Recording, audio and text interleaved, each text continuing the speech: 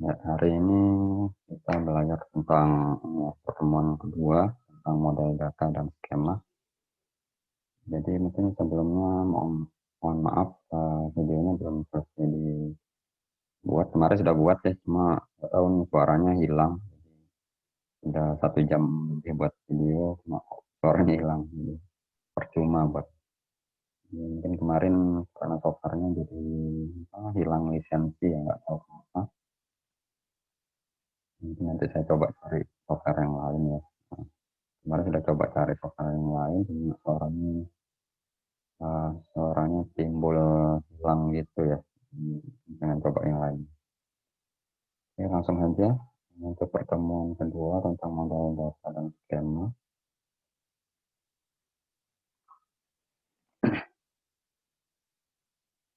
Jadi yang akan kita bahas ini beberapa ya.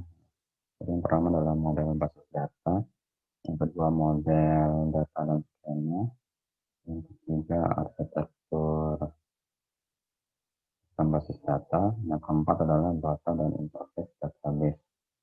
Jadi masih berupa teori lah gitu ya, sama seperti pertemuan pertama. Kemudian kita masuk di bagian yang pertama, model basis data.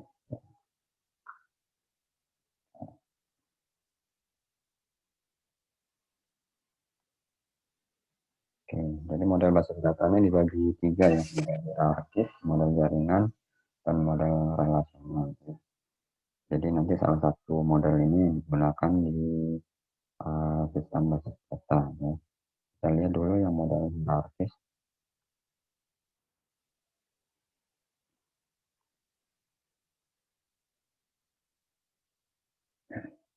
Ini biasa disebut dengan model pohon, ya, tree model, menggunakan pola hubungan orang tua anak, ya, atau parent child. Jadi di sini satu anak memiliki satu orang tua. Syaratnya yang di warna merah, ya, satu anak hanya memiliki satu orang tua. Dari model hierarki. Kemudian setiap simpel itu menyatakan sekumpulan model, ya, field. Kemudian ya kemarin kan field itu sudah kita bahas, field itu seperti kolom ya kalau di tabel. Kemudian selanjutnya suatu simpul atau node dan terhubung ke simpul pada level di bawahnya, jadi tingkatan di bawahnya itu kita sebut orang tua. Jadi kalau ada simpul yang memiliki simpul lagi di bawahnya itu, nah simpul sebelumnya itu kita sebut dengan orang tua. Nah, sedangkan simpul yang di bawahnya, ya, yang di bawahnya orang tua itu kita sebut dengan anak. Kemudian simpul yang tak memiliki anak ini kita sebut daun. Ya. Kemudian hubungan orang tua dan anak kita sebut cabang. Ini contohnya. Jadi di sini ada beberapa simpul ya, ada 3 tingkatan ya. Jadi ada tingkatan pertama dosen, tingkatan kedua mata kuliah, tingkatan ketiga mahasiswa yang mengambil mata kuliah tersebut. Jadi kita lihat dulu tingkatan yang pertama ini adalah dosen, ada dosen Siti Nurbaya, dosen Datuk Maringgi. Kemudian memiliki, jadi dosen ini karena memiliki cabang, ini adalah cabang, memiliki cabang ke mata kuliah. Misalnya ini dosen Siti Nurbaya memiliki ada cabang ke mata kuliah basis data dan mata kuliah pemrograman. Ya, jadi dosen ini kita sebut dengan orang tua, mata kuliah basis data, mata kuliah pemrograman ini kita sebut dengan anak. Begitu halnya juga untuk dosen Dr. Maringgi dengan mata kuliah matematika. Jadi dosen yang di Dr. Maringgi ini orang tua, mata kuliah matematika adalah anak. Tapi anak bisa juga jadi orang tua ya. Ini kita lihat untuk yang mata kuliah dengan hubungannya dengan mahasiswa ya. Misalnya Rudi, Asti, Dani. Nah, Rudi, Asti, Dani ini adalah anak dari mata kuliah basis data. Nah, tadi kan ada istilah daun. Daun itu yang tidak memiliki uh, level di bawahnya lagi ya. Jadi misalnya di sini kalau kita lihat kan mahasiswa ini Rudi, Asti, Doni, Bima, Edi, Warti, dan Warto ini tidak mempunyai cabang ke level di bawahnya lagi ya. Berarti ini disebut daun ya. Rudi, Asti, Dani, Bima, dan jadi tadi ada syarat kalau model hierarkis itu hanya satu anak hanya memiliki satu orang tua ya. Jadi kita lihat di sini, nah, setiap anak itu memiliki satu orang tua. Jadi nggak bisa lebih dari satu orang tua. Kemudian model berikutnya model jaringan. Ya. Ini bedanya dengan yang model hierarkis yaitu syaratnya anaknya bisa memiliki lebih dari satu simpel orang tua. Ya. Ini ada perbedaan aja istilahnya untuk orang tua itu atau kita sebut dengan pemilik, owner, dan anaknya kita sebut anggota. Kalau tadi kan orang tua itu ya orang tua gitu ya, anak ya anak, membeda istilah saja. Dan ada penambahan syarat ya.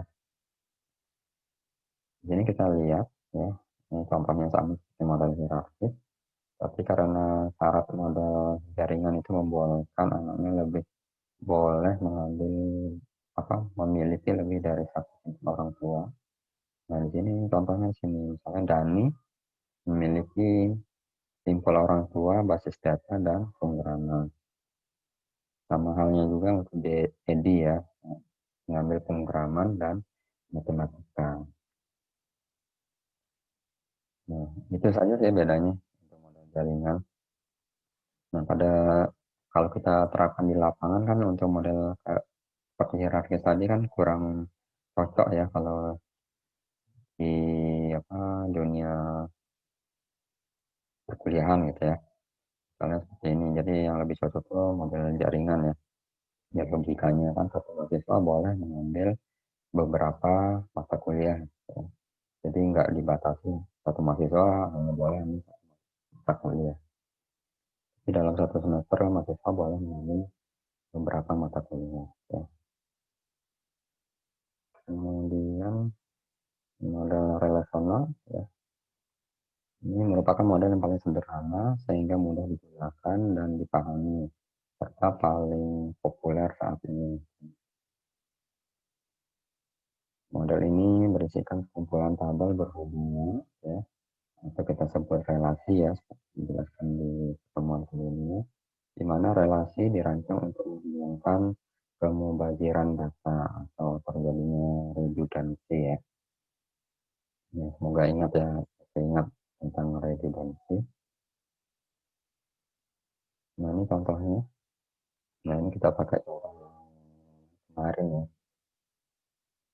Nah di sini ada relasi ya. Panahnya adalah relasi. Berwarna merahnya adalah relasi. Jadi setiap tabel itu yang memiliki relasi ke tabel yang lain dengan aturan yang kemarin ada istilah primary key sama foreign key ya. Jadi untuk terbentuknya suatu relasi harus ada primary key di tabel yang satu, di tabel yang lainnya ada foreign key ya, supaya terjadi relasi. Untuk seperti ini, name itu kan primary key dari tabel mahasiswa supaya berrelasi dengan tabel minat mahasiswa. Nah, name-nya yang ada di tabel minat mahasiswa ini sebagai foreign key ya. Di tabel konsen juga kode konsen itu primary key di sini. Kalau di tabel minat ini kode konsennya adalah foreign key. Kalau NIP di tabel dosen sebagai primary key, kalau di tabel minat mahasiswa sebagai foreign key. Ya, untuk kedepannya nanti kita gunakan seperti ini ya, model relasional. Nanti kita gambarkan dalam bentuk IRD ya. Jadi di pertemuan selanjutnya itu kita bahas tentang IRD. Jadi dasar sebelum kita kita implementasikan ke tabel ya, tabel di dalam basis data. Kita buat IRD termasuk relasinya ya. Kemudian Berarti kan ada istilah PRD ya gitu ya. Bisa dibaca-baca lagi ya. Scientific Relationship Diagram ya. Menggambar apa diagram relasi antar entitas ya. Mungkin sudah dijelaskan entitas itu apa gitu ya. Entitas itu yang tabel-tabel ini ya, atau objek-objek yang ada di dalam yang berhubungan dengan sistem ya, atau database.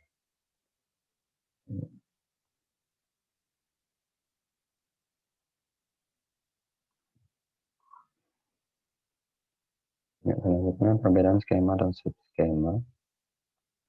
Skema ini deskripsi hubungan logik antar data dalam basis data secara lengkap, termasuk di dalamnya nama dan deskripsi dari semua atribut yang rekodnya. Kalau subskema, deskripsi terpisah dari atribut, record, dan batasan nilai yang akan digunakan oleh sebuah program aplikasi. Jadi subskema ini itu bisa kalian lihat di aplikasi yang kalian gunakan ya.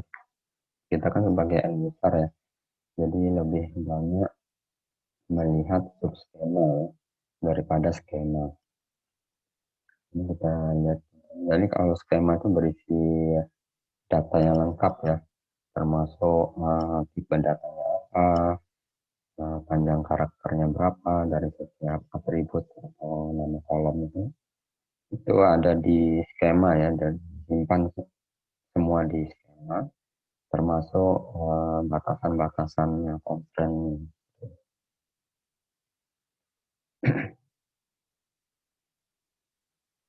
Ini kita lihat contohnya skema ya. Misalnya di dalam basis data itu kita membuat, ini ada suatu tabel ya, misalnya tabel pegawai ya. Tabel pegawai terdiri dari kolom nama, alamat, bagian, dan gaji ya. Nah, tapi pada saat kita implementasikan di aplikasi ya, itu akan masuk sebagai subskema ya. Jadi misalnya subskema di sini kita masukkan di aplikasi, kolom yang ada di skema ini kan ada 4. Jadi di aplikasi kita nggak nggak memasukkan semua kolomnya, karena kita hanya membutuhkan misalnya di sini adalah kolom nama dan bagian saja. Untuk alamat dan gaji eh, misalnya tidak digunakan ya. Jadi apa yang ada di database itu tidak selamanya kita tampilkan semua di aplikasi ya. Jadi bisa kita sembunyikan. Jadi sesuai dengan kebutuhan. Jadi skema dan subskema ya. Nah, misalnya kalau kalian membuka data di SIA, misalnya mengisi KRS ya, mungkin data-data yang penting saja yang ditampilkan gitu. Jadi untuk biodata lengkap kalian, misalnya nama orang tua, nama ayah, nama ibu, ya nggak perlu ditampilkan ya pada saat mengisi KRS. Nah, itu kan dibatasi ya untuk ke dalam skema.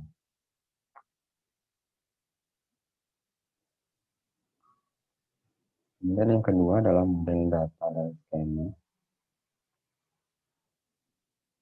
Jadi arsitektur database itu telah mengalami evolusi dari sistem monolitik hingga modular ya, berupa client server. Jadi sistem monolitik itu yang seperti penjelasan sebelumnya itu yang mirip berupa aplikasi ya, yang memiliki database yang terpisah-pisah gitu.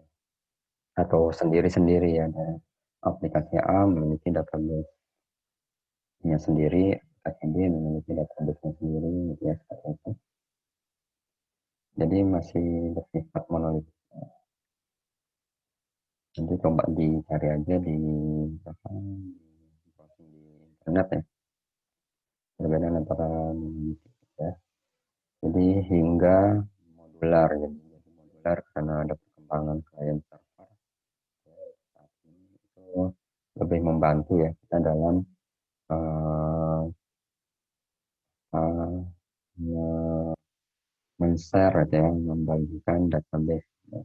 Jadi maksudnya dengan menyimpan database di satu yang tempat, gitu ya, di server, itu bisa diakses oleh beberapa aplikasi, gitu ya. Misalnya database SIA, misalnya kan ada tabel mahasiswa ya, itu bisa digunakan oleh sistem informasi akademik, bisa juga digunakan oleh sistem informasi tugas akhir misalnya, kan ada data mahasiswa juga, seperti itu ya. Nah, jadi itu adalah klien server.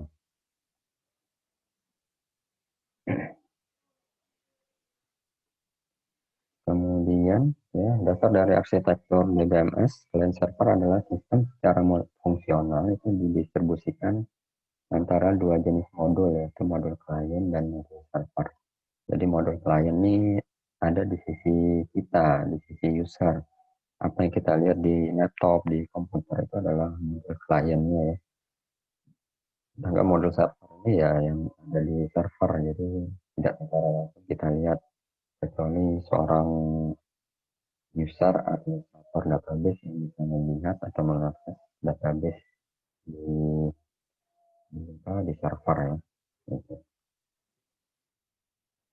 Ini kita lihat modul klien secara khusus dirancang agar proses dapat berjalan pada sisi komputer klien ya, bisa workstation atau PC atau lainnya gitu ya.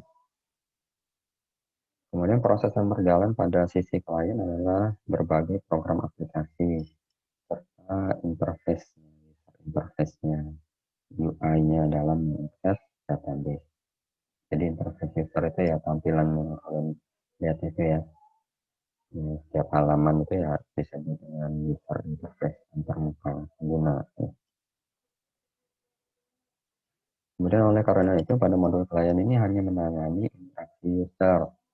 Nah, interaksi user misalnya kita klik, oh saya ingin mengecek IPK saya. Nah, itu kan berarti kan interaksi dari user ya, apa keinginan user. Dan menyediakan interface yang user friendly. Nah, ini yang mudah digunakan gitu ya, warnanya menarik gitu ya, dan tidak lambat atau tidak loadingnya cepat gitu ya, itu harapannya ya, user friendly. Mungkin nanti untuk user friendly itu lebih banyak nanti dibahas di mata kuliah yang ini, di interaksi komputer. Kemudian modul server secara khusus dirancang agar proses dapat berjalan pada sisi komputer. Jadi server itu ada di ini ya, di sisi komputer, di sisi komputer server gitu ya. Modul server biasanya menangani data storage, data akses, searching, serta fungsi-fungsi lainnya yang harus dijalankan pada sisi server ya. Nah, jadi data modul server ini data storage, penyimpanan data, akses datanya, pencarian datanya itu bisa dilakukan di sisi server. Kemudian salah satu karakteristik dasar utama dari sistem database adalah tersedianya level abstraksi ya, level abstraksi data. Level abstraksi data ini menyembunyikan detail struktur database sesungguhnya dari pengguna, dari kita. Misalnya kita tabel mahasiswa, kita nggak tahu detail struktur database seperti apa. Misalnya di dalam tabel mahasiswa itu ya, itu ada kolom ya primary key-nya pasti NIM ya. Nah, struktur data untuk NIM itu apa? Misalnya tipe datanya adalah varchar. Kenapa varchar bukan integer? Misalnya karena NIM kalian terdiri dari huruf dan angka, ya pokoknya varchar ya. Kan F1B jadi ada huruf angka. Kalau angka semua ya pakai integer gitu ya. Jadi tergantung kebutuhan dari sistem yang mau dibuat. Ya. Kemudian panjang karakternya, NIM-nya misalnya harus 9 karakter gitu ya. Nggak boleh kurang, nggak boleh lebih. Nah, jadi itu batasan ya. Jadi detail struktur database seperti itu yang nggak kita bisa lihat secara langsung di komputer atau laptop kita gitu ya, pada saat kita ingin mengakses misalnya sistem informasi akademik. Jadi disembunyikan oleh model data ya. Untuk itu DBMS itu harus memiliki model data. Model DBMS itu ya data manajemen, database manajemen system ya. Jadi dengan bantuan DBMS kita bisa mengakses basis data yang ada di server gitu ya. Jadi kan database itu kan kita nggak bisa lihat secara langsung ya, secara fisik. Tapi kita mengaksesnya dengan bantuan software DBMS. Jadi kalian bisa coba cari DBMS itu banyak macamnya ya. Nah, untuk nanti perkuliahan kita ini yang menggunakan SQL gitu. Nanti di dalamnya itu ada bisa pakai aplikasi web server, MPP gitu ya. Itu sudah ada satu bundel paket gitu ya. Pada saat kita menginstal nggak perlu pisah-pisah lagi gitu. Ada lengkap. Ada PHP adminnya, ada MySQL, ada SQL-nya. Kalau zaman dulu ya untuk melakukan interaksi dengan database itu ya kita perlu install satu-satu ya. Nah, sekarang lebih mudah, sudah ada satu software yang berisi banyak paket, bisa sekali install aja. Kemudian model data ini adalah kumpulan konsep yang digunakan dalam mendeskripsikan struktur database ya. Tipe data, relasi, konten, atau batasan yang menjaga data. Gitu. Jadi mendeskripsikan struktur database seperti yang tadi ya, tipe datanya apa, varchar, apa gitu ya, relasinya, ya, primary key, foreign key-nya, itu semua tersimpan di model data. Kebanyakan model data itu berupa operasi-operasi dasar ya, untuk mendapatkan data dan menampilkan data ya pakai query gitu ya. Mulai dari data tabel mahasiswa misalnya. Saya ingin menampilkan mahasiswa yang nama memiliki nama depan gitu ya, nama di awal itu abjadnya adalah S gitu ya, misalnya. Itu bisa pakai query gitu. Jadi nanti langsung langsung keluar hasilnya diproses oleh eh, DBMS. Kemudian update data pada database. Itu dilakukan juga di model data. Misalnya ada perubahan data, misalnya dari tabel mahasiswa tersebut alamatnya sudah berganti gitu ya, pindah alamat dan jadi update gitu ya, diubah. Kemudian delete data ya, menghapus datanya, bisa juga modifikasi gitu ya. Kemudian umumnya operasi dalam model data itu menentukan aspek dinamis ya, atau tingkah laku dari database ya.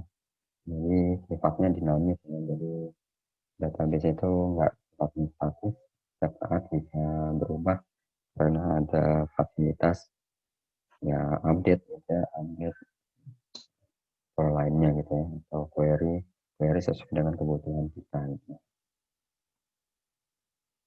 Ya untuk nanti praktikumnya ya lebih banyak tentang query ini ya.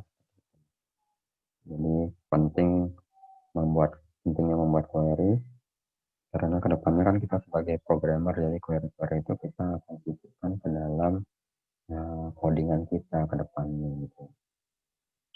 Gitu. Jadi sesuatu harus bisa query gitu, ke depannya. Kemudian model data itu berupa yang pertama adalah operasi ini, model insert, update, delete, dan query yang sudah dijelaskan tadi. Kemudian operasi yang ditentukan sendiri. Misalnya di sini adalah menghitung nilai data dari objek atau entitas proses. Nanti kita bisa query sendiri untuk menghitung IPK.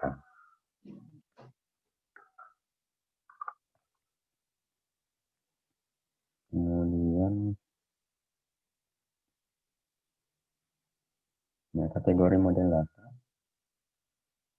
Yang pertama adalah model data konseptual ya, atau di pemodelan data berdasarkan pembatasan sisi user. Kemudian model data fisikal itu level rendah, mendeskripsikan detail database bagaimana data itu disimpan. Kemudian model data implementasi, representasi dari interviewnya ya, tampilannya. Itu memberikan tampilan khusus bagi sisi user yang melindungi detail data yang tersimpan dalam database. Seperti saya bilang tadi kan detail data yang kita lihat di view itu sebagai pengguna kan nggak terlihat ya detail datanya. Jadi hanya yang ditampilkannya suatu aplikasi itu kan pasti yang berkisar antara nama kolom sama isi datanya ya, ya tanpa ada detail data yang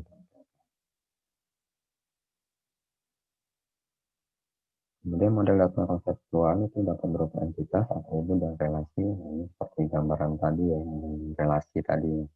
Jadi di dalam model relasi itu ada entitas, ada atribut. Entitas itu ya tabelnya itu ya, tabel apa, nah itu disebut entitas. Misalnya tadi ada tabel mahasiswa ya, ada tabel minat mahasiswa, ada tabel konsentrasi, ya, ada tabel dosen. Nah, itu yang disebut entitas. Atribut itu ya kolom-kolom dari entitas, atributnya. Ada NIM, ada NIP, ya, ada nama mahasiswa, itu adalah atribut. Relasinya ya yang gambar panah tadi ya. Nah, itu adalah relasi. Ini kita saya gambaran dari objek atau database ya, misalnya pegawai, objek, mahasiswa, dosen yang memiliki atribut ya. Jadi sebaiknya kalau membuat entitas ya harus memiliki atribut. Kalau nggak punya atribut ya nggak bisa kita sebut dengan entitas. Atribut itu informasi yang melekat pada entitas. Seperti entitas mahasiswa, ya, apa yang mengidentifikasikan seorang mahasiswa, yaitu atributnya ya. Misalnya NIM atau NRP ya, nomor register ya kalau nggak salah kepanjangannya. Itu nama, alamat, telepon, lainnya. Tapi yang penting kan mencirikan itu adalah NIM ya.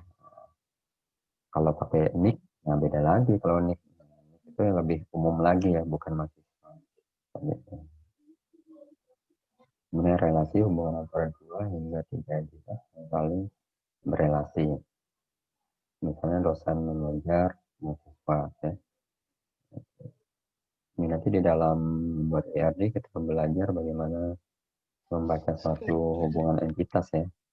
Dosen mengajar mahasiswa, ini ada hubungannya. Apakah satu dosen atau banyak dosen ya. Karena dosen mengajar banyak mahasiswa gitu. Atau setiap mahasiswa diajar satu dosen. Ya, nanti kita belajar lebih detail di pertemuan berikutnya tentang IRG. Kemudian skema instan dan state database dalam model data itu sangat penting untuk dapat membedakan antara deskripsi database dan data dalam database itu sendiri ya. Deskripsi database itu kita sebut juga dengan istilah skema database. Ya. Skema database ditentukan selama dalam rancangan database dan biasanya tidak selalu mengalami perubahan. Ya. Dalam skema database itu digambarkan dalam bentuk skema diagram ya, atau diagram skema yang menampilkan struktur setiap record data pada tiap entitas. Konstrainnya, batasannya juga yang disebut pada entitas. Ini kita lihat di sini skema database. Ya. Nah, jadi ada beberapa tabel ya, employee, department location, project, workload, dependent ya. Jadi supaya tabel-tabel ini berelasi, yaitu ada istilahnya kemarin itu ada primary key sama secondary key ya. Jadi nama primary key itu boleh tidak sama dengan forensik ya, tetapi isinya ya harus sama gitu kan, nggak boleh beda gitu. Misalnya di sini primeriknya dari employee itu misalnya di sini SSN ya. Nah, dari tabel yang lain kalau kita panahin dia panahnya, nah ini ada tabel dependent ya. Tabel dependent itu ya ini ya, eh, sebab ini ada berhubungan dengan tabel employee ya. ESSN, ESS, ESSN ini sebagai forensik ya. Jadi supaya berhubungan dengan SSN ya. Nah, ini kan namanya beda ya. Nah, boleh namanya beda, tetapi isi di dalamnya ya, ya harus sama ya. Seperti misalnya ID employee-nya ya ID employee-nya berapa. ID employee-nya misalnya 001. Nah, di dependennya dia harus juga 001 gitu ya, supaya bisa dilacak itu karena ada keterhubungan antara nilai yang sama 001. Juga DNO ya, departemen nomor ini primeriknya ya dari departemen itu ada nomor, kemudian dia memiliki hubungan dengan employee, menghubungkan dengan forensik namanya DNO. Nah, pada dasarnya DNO DNO itu sama seperti yang lain juga ya, jadi nggak masalah beda nama, tapi ya supaya nggak bingung ya, nggak ada salahnya ya disamakan saja gitu ya namanya. Kalau misalnya di sini D number ya di sini D number juga misalnya seperti ini, di sini SSN, di sini SSN juga ya, jadi supaya nggak membingungkan, tapi pada dasarnya tetap bisa beda, boleh beda nama ya, nggak masalah ya. Kemudian ini yang ketiga adalah arsitektur sistem database dan kebebasan data. Nah, 3 dari 4 karakteristik penting database itu yang pertama adalah adanya penyekatan antara program dan data ya. Jadi program dan data itu ya terpisah secara secara hmm, tempat ini ya, fisiknya gitu ya. Jadi program itu ya berisi source code itu terserah kalian untuk menggunakan bahasa pemrograman apapun gitu ya.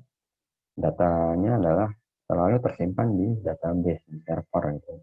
Jadi nggak ada sangkut pautnya dengan programnya, isi codingannya, isi source code-nya itu. Tapi pada saat kita ingin mengakses suatu database, nah supaya terjadi hubungan antara program dengan data itu yang menggunakan query seperti saya bilang tadi. Query itu penting karena kita akan sisipkan di dalam source code. Nah, query ini nggak berisi data ya, tapi perintah untuk memanggil atau meminta merequest data ke database-nya. Dan nanti ada hasil umpan balik yang dikirimkan dari server ke aplikasi yang kalian buat. Misalnya contohnya misalnya select nama from mahasiswa gitu ya. Jadi tampilkan nama ya dari tabel mahasiswa gitu. Jadi cukup perintah query seperti itu. Nanti uh, query yang ada di program itu akan request ya ke basis data melalui DBMS tadi ya. Kemudian nanti ada hasil umpan balik berupa data yang dikirimkan. Yang berupa tabel ya tadi nama yang ada di tabel mahasiswa. Ya, jadi itu pentingnya query ya. Jadi untuk kita sisipkan di dalam source code. Jadi kita sebagai orang TI ya harus mengerti ya untuk database-nya, mengakses database. Kemudian yang kedua, dukungan multiple view ya. Jadi di dalam satu tabel di database itu pada saat end user, kita yang mahasiswa, pokoknya yang mengakses database itu melalui aplikasi itu adalah end user ya. itu bisa di apa, bisa dilakukan oleh beberapa orang gitu ya. Misalnya pada saat kalian ingin mengisi KRS ya, mengisi KRS itu kan yang diakses kan tabel macam-macam ya, ada tabel mahasiswa misalnya, kemudian ada tabel mata kuliah gitu ya. Jadi kan semua mahasiswa itu kan mengakses tabel yang sama gitu ya.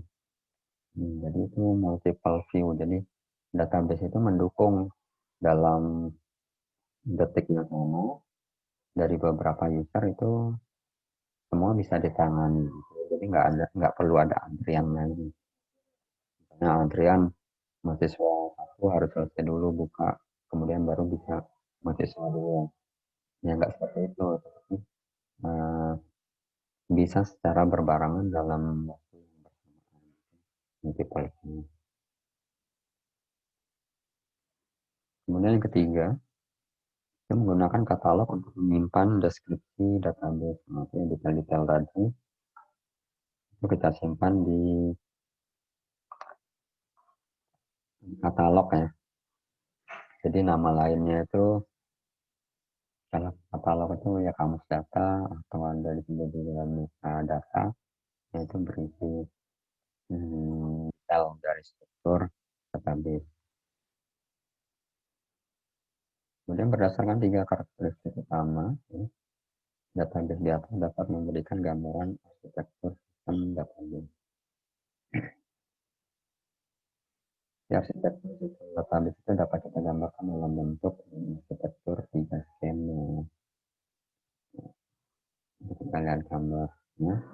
Tujuan dari gambaran tiga skema ini untuk memisahkan antara sisi aplikasi user dengan struktur fisik database-nya. Jadi seperti yang di pertama nomor satu ini jadi terpisah ya, antara aplikasi yang digunakan oleh user dengan database-nya yang tersimpan di server. Ini kita lihat tingkatannya. Jadi ada tiga tingkatan. Ada external level, ada conceptual level, ada internal level ya. Jadi internal levelnya yang berhubungan dengan user, view-view interface yang dilihat oleh user. Conceptual levelnya ya seperti tadi dijelaskan, berisi entitas, ada atribut, ada relasi yang digambarkan dalam bentuk IRD ya, itu ada mappingnya. Kemudian internal level dari lebih langsung ke dalam lah. Khususnya ini kalau kita lihat ini adalah basis ya, penyimpanan database. Jadi level internal ini memiliki skema internal itu menggambarkan struktur penyimpanan secara fisik database. Skema internal ini menggunakan model data fisikal dan menggambarkan detail lengkap data storage dan akses database-nya. Ya. Jadi fisiknya ya berupa ya hard disk gitu ya, tapi kan di dalamnya bisa berisi database, data-data. Kemudian level konseptual, seperti saya jelaskan tadi, ada identitas, ada atributnya, ada relasinya, seperti itu, ada kontennya, batasannya. Ya, batasannya misalnya name itu yang nggak boleh diinputkan, misalnya name kalian yang diinputkan, itu tidak boleh diinputkan angka semua. Jadi harus ada kombinasi huruf dan angka. Ya, kemudian konten lainnya ada yang tidak boleh nol ya. Jadi pada saat mengisi atribut tersebut tidak boleh dikosongkan, harus tetap diisi. Ya, ya kalau nggak ada nggak tahu isiannya ya untuk tetap diisi ya biasanya pakai strip gitu ya, tanda strip. Yang penting terisi, jadi jangan buat ada konten. Bisa dibatasi juga di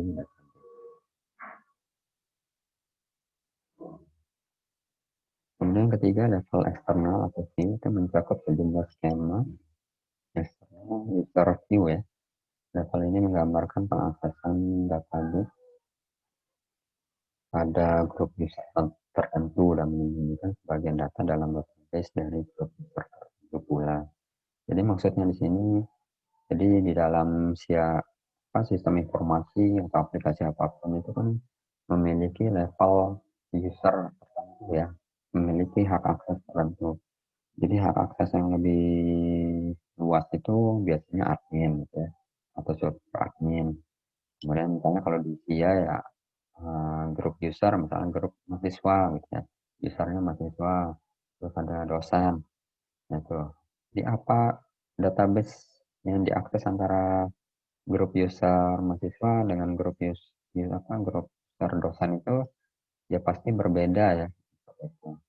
Jadi saya nggak tahu eh, apa yang menu fasilitas apa yang disediakan di SIA untuk user mahasiswa.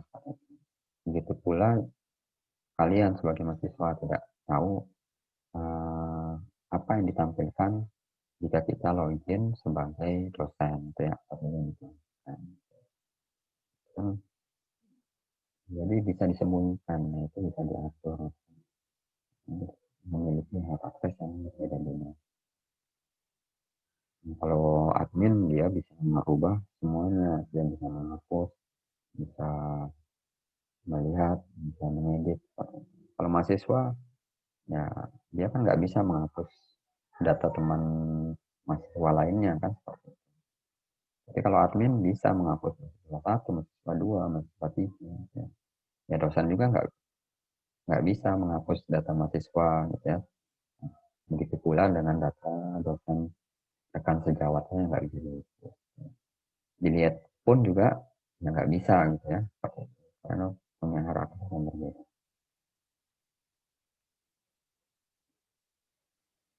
Kemudian data independen, ya, kebebasan data. Arsitektur tidak skema selanjutnya itu dapat digunakan untuk menjelaskan konsep dari data independen. Ya. Data independen itu dapat digambarkan jika terjadi perubahan atau skema pada satu level tertentu, maka tidak akan mempengaruhi atau merubah skema pada level selanjutnya lebih tinggi. Ya. Jadi itu kebebasan banget. Jadi tadi kan ada level eksternal, gambar yang sebelumnya ya. Ada level eksternal, ada level konseptual, ada level internal. Nah, misalnya ada perubahan di level konseptual. Nah, level tertingginya apa? Level view-nya ya. Nah, otomatis kalau karena kebebasan data ini ya tidak akan mempengaruhi secara langsung level di atasnya, level eksternal itu, level yang view-nya itu. Seperti itu. Di sini ada dua jenis data independen. Yang pertama adalah logical data independen.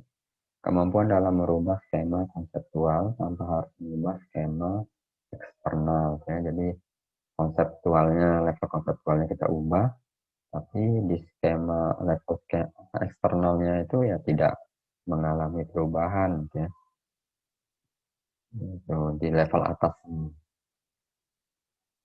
Jadi kita dapat merubah skema konseptual untuk menambahkan database.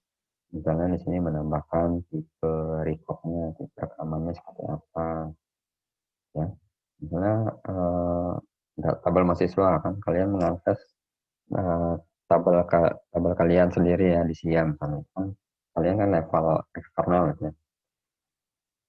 Misalnya saya merubah tipe panjang record dari NIM ya, kolom NIM. Nah, yang sebelumnya 9 jadi 10. Nah, secara kasat mata kan nggak ada, kalian anggap kan nggak ada perubahan ya pada saat mengakses database mahasiswa ya. Gitu. Padahal saya merubahnya di level konseptual. Gitu ya. Jadi nggak terlalu mempengaruhi. Gitu ya. Kemudian yang kedua itu ada physical data independence. Kemampuan dalam merubah jadi skema internal tanpa harus merubah skema konseptual. Jadi internal kan paling bawah. Kemudian kalau yang konseptual itu ya di tengah kan atasnya dari internal. Jadi dia tidak merubah ya, tidak terlalu mempengaruhi bagian konseptual jika internalnya berubah.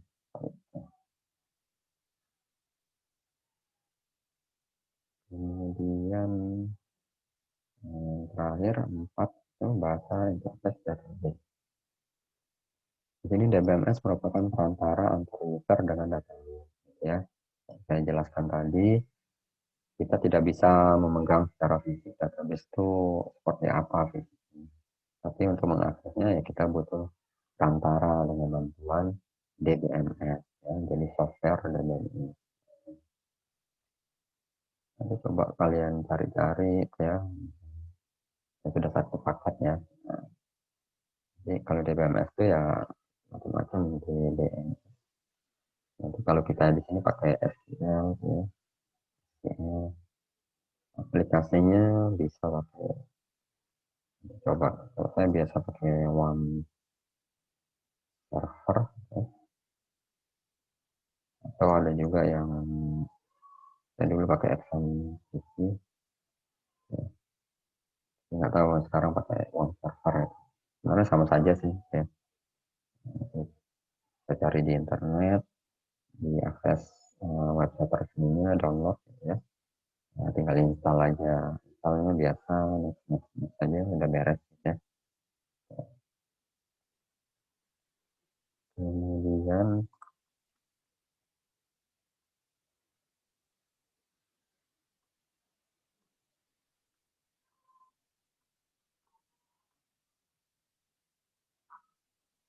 ya, kemudian cara komunikasi diatur dalam suatu bahasa khusus yang telah ditetapkan oleh DBMS. Contohnya adalah SQL, DBAS, SQL, macam-macam ya DBMS itu. Tapi kita nanti mempelajari SQL. Jadi harapan ya sebenarnya mirip-mirip aja sih DBAS, SQL itu sama SQL. Yang penting kalian bisa menguasai satu bahasa query ini.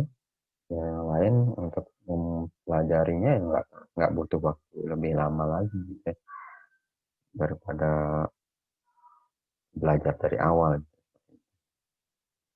ya.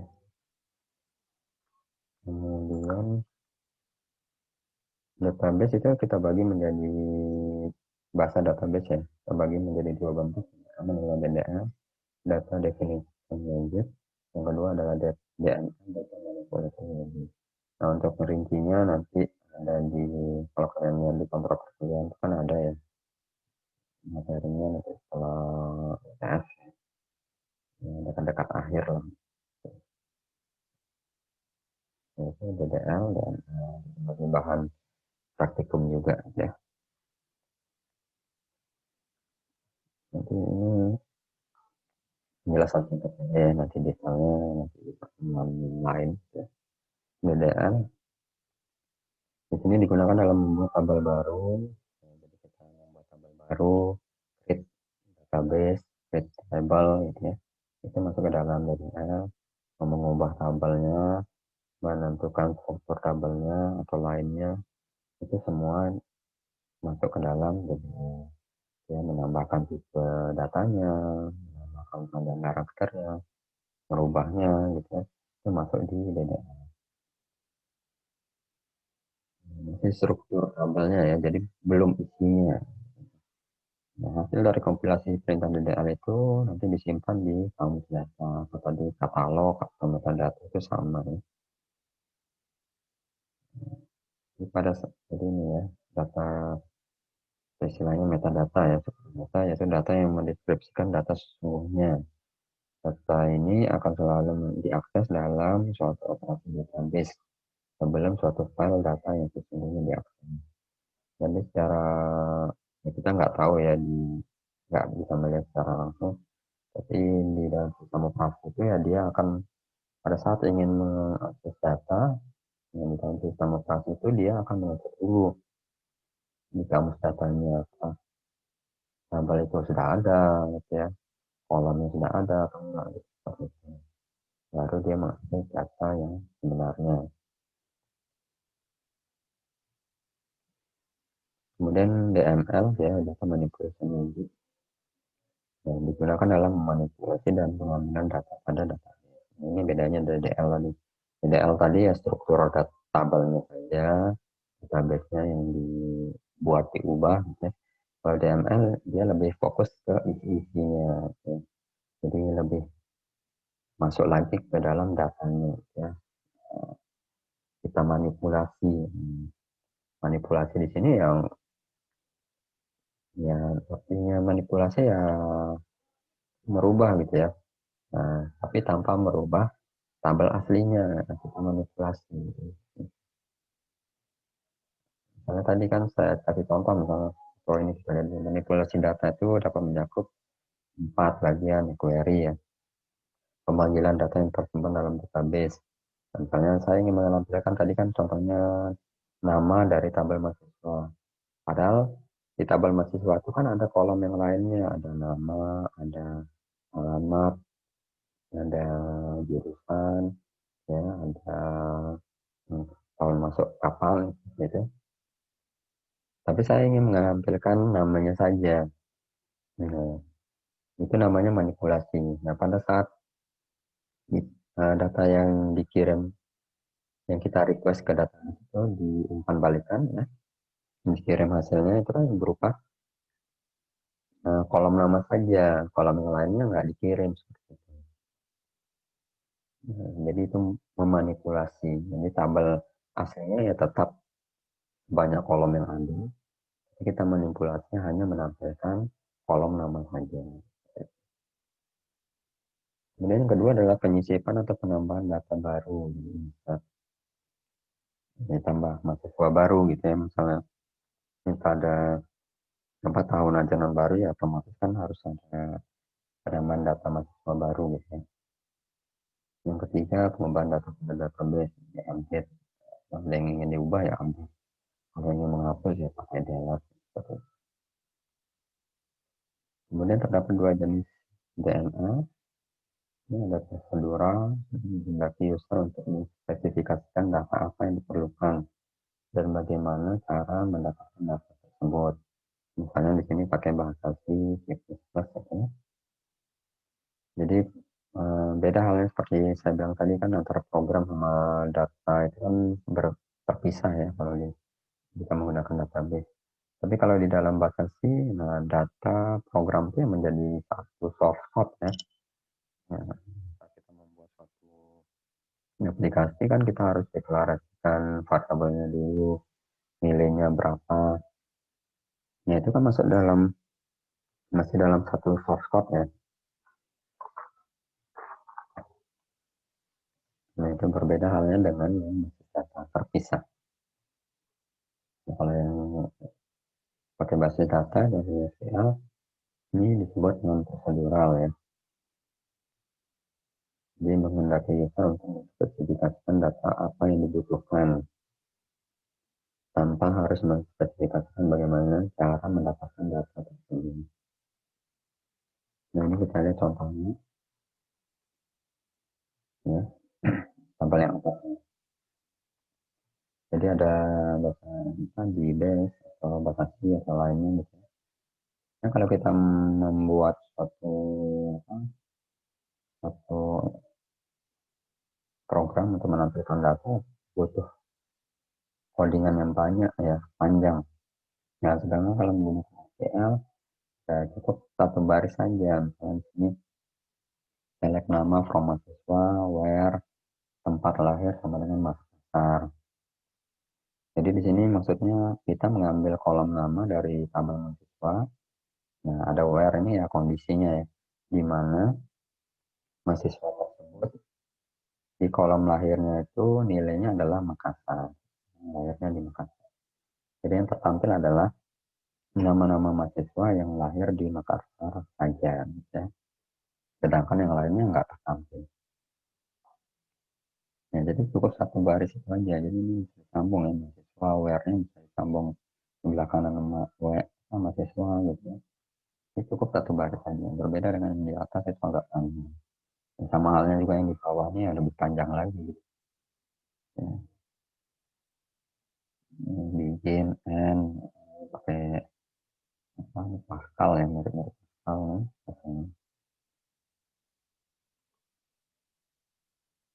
Ini DBMS interface permukaannya.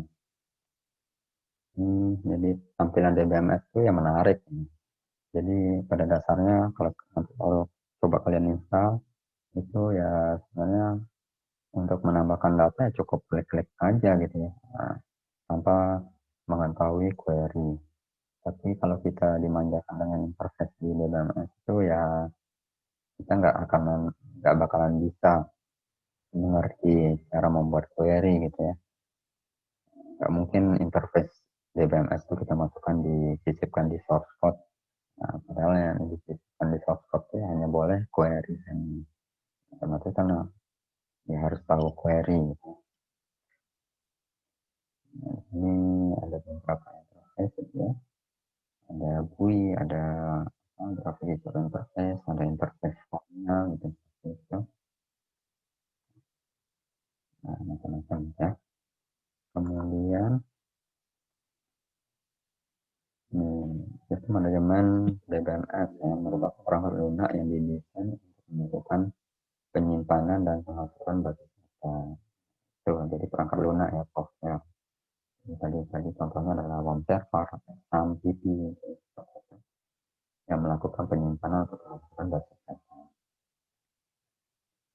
DBMS juga menerapkan mekanisme pengamanan data, pemakaian data secara bersama, sharing database. Tadi yang multiple view ya, jadi bisa berbarengan itu akses tabel yang sama tanpa ada kendala, tanpa ada, jadi nggak perlu antrian. Kemudian pengendalian keakuratan data ya, jadi pengecekan misalnya data berbeda ya, seperti contoh yang sebelumnya itu yang redundancy gitu ya, itu bisa diminimalisir gitu. Jadi pengamanan data juga ya, sudah lebih aman gitu ya dari DBMS. Kemudian mengapa menggunakan DBMS ya, adalah independensi data, jadi kebebasan data tadi dan akses yang efisien. Jadi cukup dengan menulis query satu baris itu kita bisa soalnya tadi kan nama mahasiswa. Nah, padahal kan data mahasiswa itu kan banyak ya. Jadi cukup dengan satu baris kita bisa mendapatkan beribu-ribu data di layar komputer kalian. Kemudian yang B, mereduksi waktu pengembangan aplikasi. Jadi mengurangi waktu pengembangan aplikasi. Jadi nggak perlu kita pikirkan lagi bagaimana menginputkan data lagi di codingan gitu ya. Cukup dengan memanggil dengan query tadi ya di database ya, cukup seperti itu. Jadi lebih mudah. Beda dengan batasi yang ada inisialisasi, gitu ya, deklarasi variabel, lebih panjang lagi. Kemudian yang ketiga adalah integritas dan keamanan data. Di integritas bisa digunakan oleh beberapa aplikasi ya, seperti tadi tabel mahasiswa bisa digunakan pada aplikasi yang berbeda, misalnya sistem informasi akademik, sistem informasi digital, ya, sistem informasi apa lagi yang misalnya di rektorat atau dengan mahasiswa, pembayaran itu bisa diintegrasikan ya, keamanan datanya juga, jadi menghindari terjadinya misalnya hack, dihack gitu ya, ini lebih aman. Yang keempat, administrasi keseragaman data. Jadi ada data seperti pertama sebelumnya itu memiliki format ya, kita bisa batasi, oh ini angka ini tidak boleh nol. Kemudian yang kelima, aktif bersamaan dan perbaikan data terjadinya crash. Jadi crash itu ya kerusakan, jadi kan ada fasilitas backup dan recovery ya. Jadi kalau datanya hilang ya kita bisa kembalikan recovery dari hasil backupan yang sebelumnya. Kemudian komponen DBMS perangkat keras. Nah, yang perlu kita pikirkan seperti ini ya. Kita, nah, tergantung kasusnya nanti misalnya untuk lingkup lingkup universitas ya disesuaikan ya. Jadi misalnya perangkat kerasnya ya servernya gitu ya. Itu prosesornya apa yang cocok untuk lingkup universitas. Kalau kegiatannya setiap hari, Nah, kan akan berbeda ya server antara penjualan online, Bukalapak, Tokopedia. Ya setiap hari itu kan selalu ada aktivitas ya. Kalau masih kalau universitas kan ya aktivitasnya kan nggak sebanyak penjualan online gitu ya.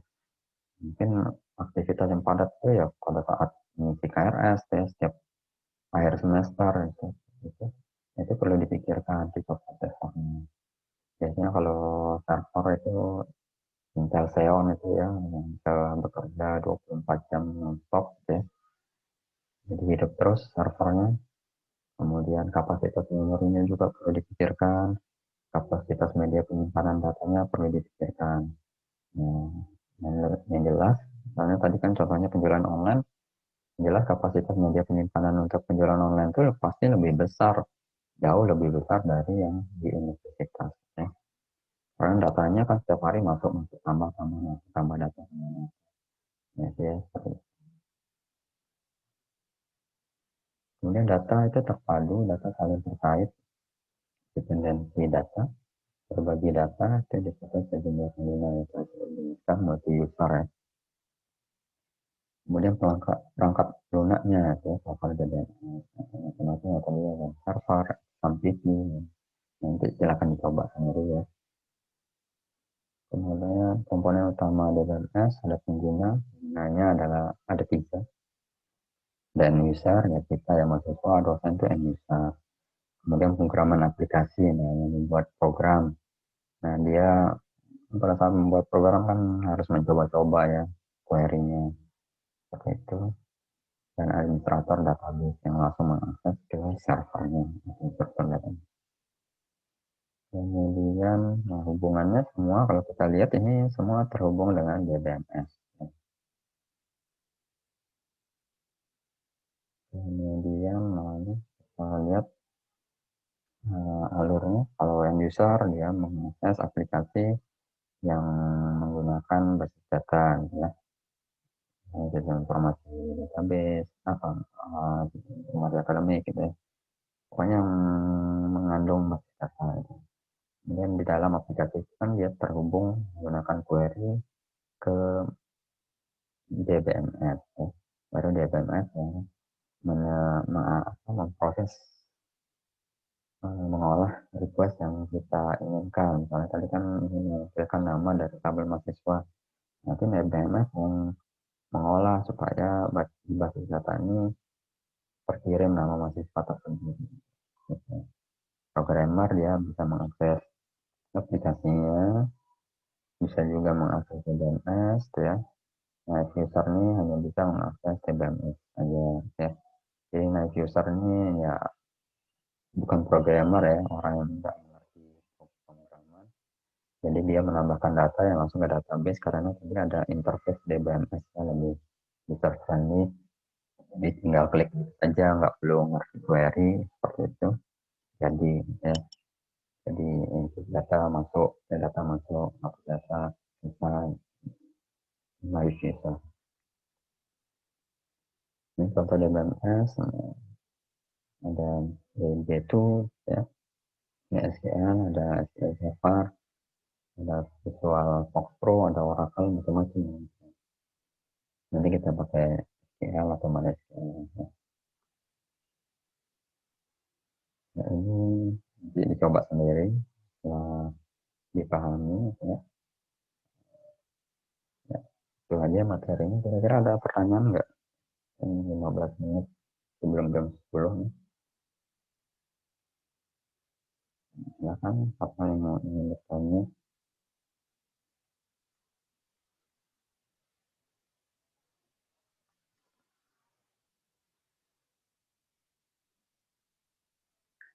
Ada yang ingin bertanya? Pak, Ya, gimana? izin bertanya, ada Ya. saya pernah baca di internet itu Mm-mm. masalah eh, bagian bahasa Mm-mm. database-nya itu di situ tiga kelompok, DDL, DML, sama DCL. Itu DCL itu kenapa tidak ditampilkan di sini, Pak? DCL. Mm-mm. Kalau saya sih DCL, cuma dua gitu ya, DDL sama DML. Kepanjangannya controlling apa? DCL. Data, controlling which. hmm, hmm, kurang paham juga itu. Tahu saya sih karena saya lebih kan nanti kan kita query-querynya kan menggunakan dia sekitaran itu aja sih, DDL sama DML. Hmm. Mungkin ada Berarti DCL nggak yang kita pelajari dulu ya? nggak pelajari. Saya juga baru dengar juga itu. Coba saya cari juga nanti ya. Iya Pak. Oke, ada yang lain juga yang bertanya.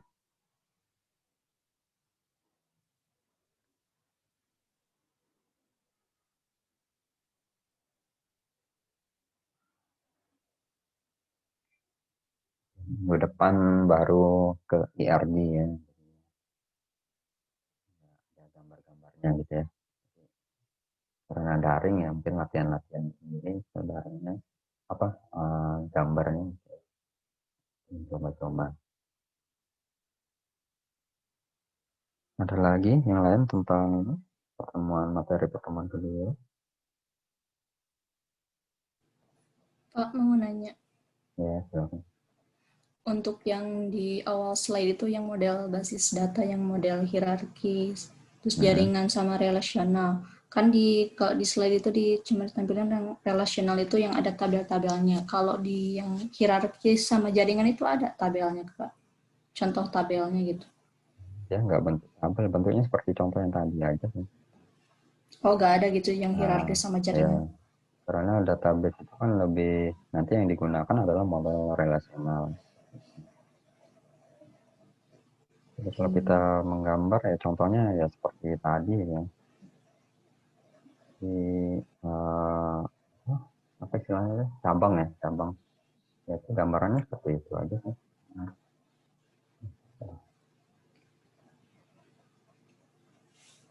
hmm, dia nggak berbentuk tabel ya. Ya bentuknya seperti ini aja sih. Seperti ini aja ya, nggak ada tabel. Jadi kalau tabelnya ya masuk ke model relasional. Jadi kalau tabelnya ya tabel dosen, kalau kita convert ke model relasional ya. Jadi bentuknya ya tabel dosen. Hmm,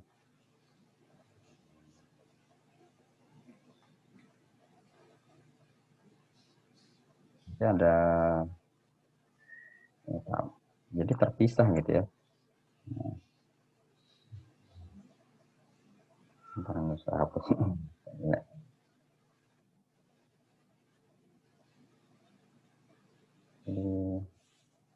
Jadi ada tiga gitu ya.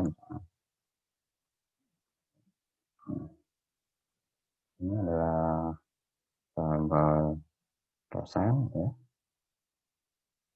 Yang tabel info. Ini tabel mahasiswa. Seperti itu aja sih nanti untuk kolom-kolomnya sesuai dengan kebutuhan ya. Nah, kalau teman mahasiswa ya nama, NIM gitu ya. Sesuaikan aja sesuai dengan sistem yang akan dibuat ya. Mata kuliah ya apa kode mata kuliah, primeriknya yang jelas harus ada primeriknya gitu ya. Dosen, ada NIP gitu. Kalau kita ini ya, kalau kita konversi ke model relasional dari model hierarki, ya, gimana? Bisa dipahami? Bisa, Pak. Ya. Ada lagi yang lain? Pak mau nanya, untuk praktikum itu dimulainya kapan ya? Biasanya saya minggu ke-5 ya, 5 atau 6. Nah, kemarin kan ya mungkin sudah baca juga di grup Facebook ya, kan Kaleb komputer dasar kan lagi cari asisten ya, dan praktikum. Nanti ya saya belum dikabari sih dari Kaleb Ibu Nadia gitu ya, Bu Aye. Nanti biasanya saya informasikan ya kalau ada TM sebelum praktikum gitu ya. Soalnya kalau kondisi COVID ini jadi agak ini ya, karena kita ya di rumah gitu ya, nggak di kampus, jadi agak susah koordinasinya. Ya, nanti tunggu aja informasinya ya. Untuk aplikasi yang dipakainya apa itu Pak nanti? Nah, praktikumnya lebih ke arah query-query ya. Ya nanti ya seperti tadi DBMS tadi, kita pakai WAM server, exam PP. Nah nanti tergantung asistennya ya. Nah, kalau kemarin tuh exam PP kalau nggak salah itu yang tahun kemarin ya. Nanti belajar query-nya di situ.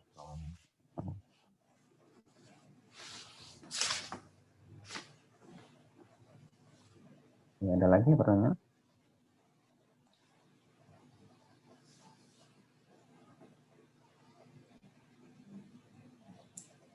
Ada lagi yang lain?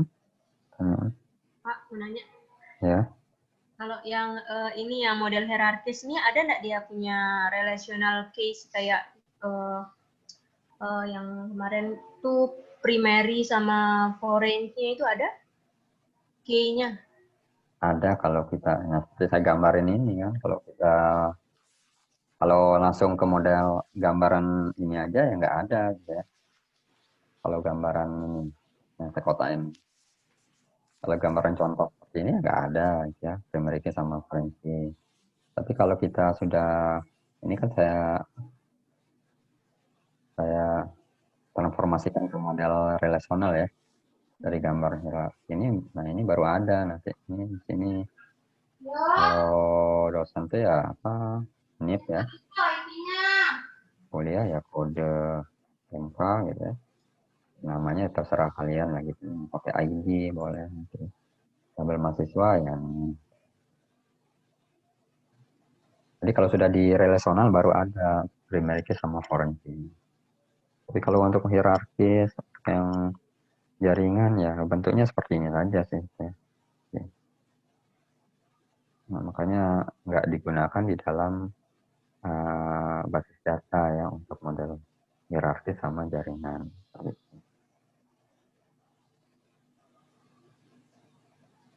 Bisa dengar? Oh ya, terus kaitannya sama apa ya? Redundansi yang ini yang model hierarkis kayak gimana? Maksudnya Data, redundansi. kalau redundansi kan lebih ke arah datanya ya. Kalau di sini kan nggak tahu kita datanya apa. Ini kan hanya tabelnya saja ya, tabel dosen, senior bayar, mata kuliahnya. Nah, redundansi itu lebih ke arah isinya. Jadi kalau kita tahu isinya baru tabel dosen lo isinya apa gitu. Nah, baru ketahuan tuh. Nah, redundansi kan berhubungan sama isi dan kolomnya ya. Jadi kalau kita lihat dari hierarkis jaringan ya nggak kelihatan. Kalau kemarin kan contohnya kayak apa ya?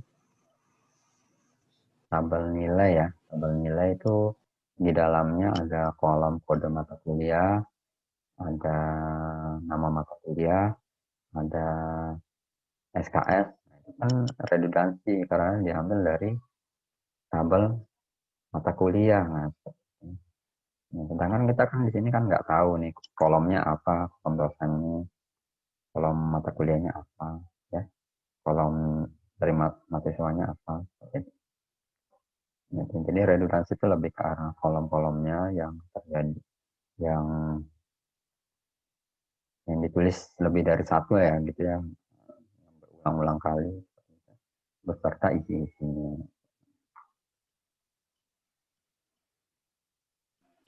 Gimana? Oke Pak, ngerti Pak. Terima kasih. Oke. Ada lagi yang lain?